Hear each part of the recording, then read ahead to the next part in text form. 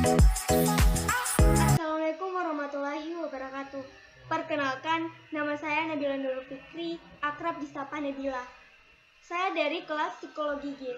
Di sini, saya akan menjelaskan topik bahayanya pergaulan tanpa pengawasan dengan judul Kenakalan Remaja Diakibatkan Pergaulan Tanpa Pengawasan. Kenakalan remaja diakibatkan pergaulan tanpa pengawasan. Yang pertama, pengertian kenakalan remaja. Nah, remaja adalah masa peralihan dari kanak-kanak ke dewasa. Seorang remaja sudah tidak dapat lagi dikatakan sebagai kanak-kanak, namun ia masih belum cukup matang untuk dapat dikatakan seorang dewasa.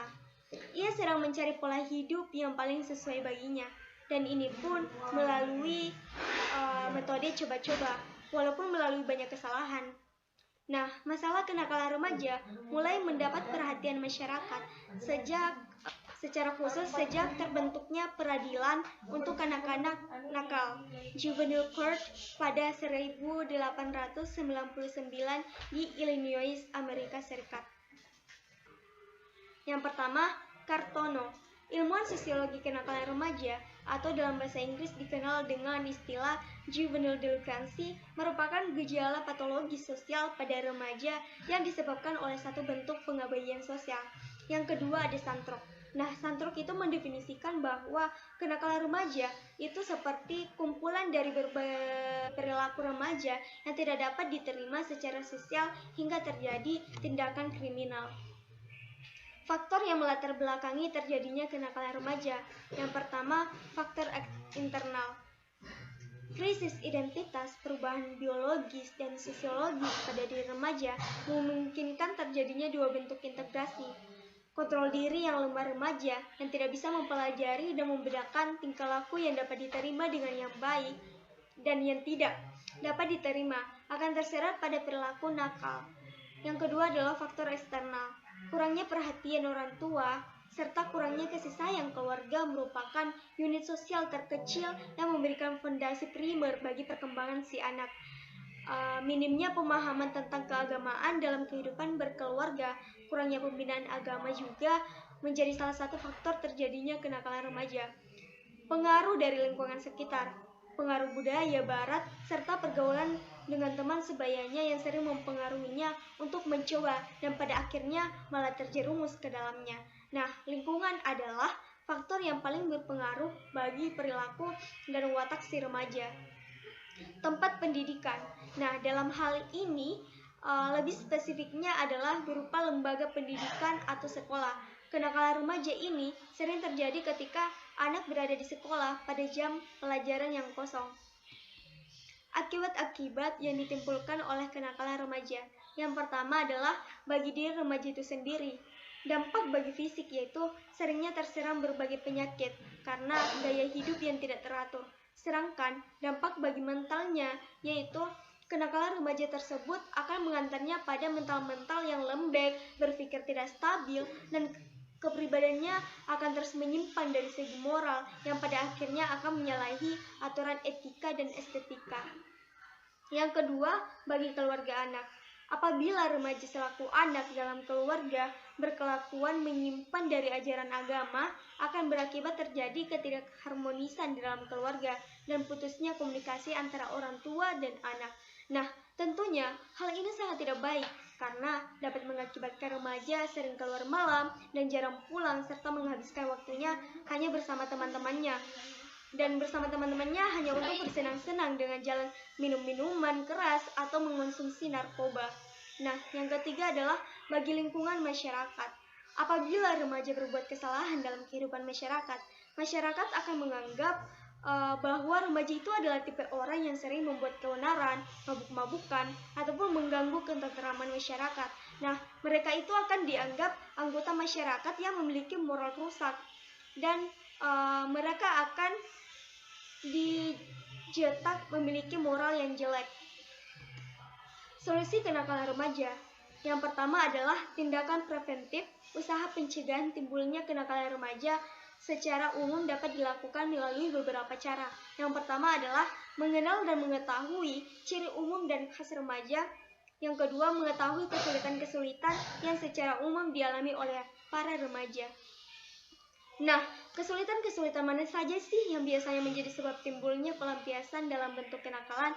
Usaha pembinaan remaja dapat dilakukan melalui beberapa cara. Yang pertama, menguatkan sikap mental remaja supaya mampu menyelesaikan persoalan yang dihadapinya. Yang kedua, memberikan pendidikan, bukan hanya dalam penambahan pengetahuan dan keterampilan, melainkan pendidikan mental dan pribadi melalui pengajaran agama, budi pekerti, dan etika. Menyediakan sarana-sarana dan menciptakan suasana yang optimal demi perkembangan pribadi yang wajar. Memberikan wejangan secara umum dengan harapan dapat bermanfaat, memperkuat motivasi atau dorongan untuk bertingkah laku baik dan merangsang hubungan sosial yang baik. Mengadakan kelompok diskusi dengan memberikan kesempatan mengemukakan pandangan dan pendapat para remaja dan memberikan pengarahan yang positif. Memperbaiki keadaan lingkungan sekitar, keadaan sosial, keluarga maupun masyarakat, di mana banyak terjadi kenakalan remaja. Pemberian bimbingan terhadap remaja tersebut bertujuan menambah pengertian remaja. Yang pertama, pengenalan diri sendiri, menilai diri sendiri dan hubungan dengan orang lain. Yang kedua, penyesuaian diri, di mana ia akan mengenal dan menerima tuntutan dan menyesuaikan dirinya dengan tuntutan tersebut.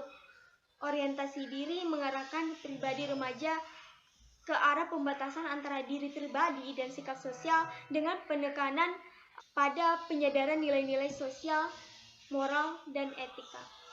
Bimbingan yang dilakukan terhadap remaja dilakukan dengan dua pendekatan. Pendekatan yang pertama adalah pendekatan langsung, yakni bimbingan yang diberikan secara pribadi pada remaja itu sendiri, melalui percakapan mengungkapkan kesulitan remaja dan membantu mengatasinya dengan hal yang positif.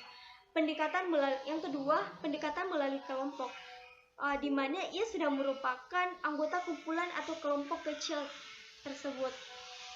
Solusi kenakalan remaja.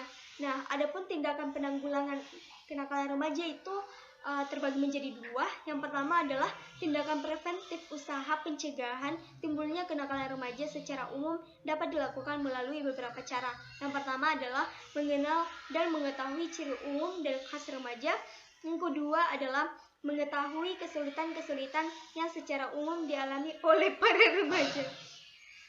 Yang kedua adalah tindakan represif. Usaha menindak pelanggaran norma-norma sosial dan moral dapat dilakukan dengan mengadakan hukuman terhadap setiap perbuatan pelanggaran.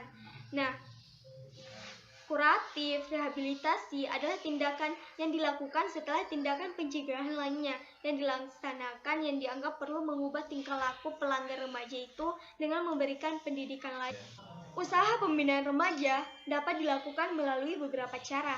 Cara yang pertama adalah menguatkan sikap mental remaja supaya mampu menyelesaikan persoalan yang dihadapinya. Yang kedua, memberikan pendidikan bukan hanya dalam penambahan pengetahuan dan keterampilan, melainkan pendidikan mental dan pribadi melalui pengajaran agama, budi pekerti, dan etika. Yang ketiga adalah menyediakan sarana-sarana dan menciptakan suasana yang optimal demi perkembangan pribadi yang wajar. Yang keempat, memberikan wejangan secara umum dengan harapan dapat bermanfaat. Yang kelima, memperkuat motivasi atau dorongan untuk bertingkah laku baik dan merangsang hubungan sosial yang baik. Yang keenam, mengadakan kelompok diskusi dengan memberikan kesempatan mengemukakan pandangan dan pendapat para remaja dan memberikan pengarahan yang positif. Yang ketujuh adalah memperbaiki keadaan lingkungan sekitar, keadaan sosial keluarga maupun masyarakat di mana banyak terjadi kenakalan remaja. Mungkin cukup sekian penjelasan saya pada kali ini. Terima kasih atas perhatiannya dan saya akhiri dengan kata minallahi musta'an wal ihtiqan. Assalamualaikum warahmatullahi wabarakatuh.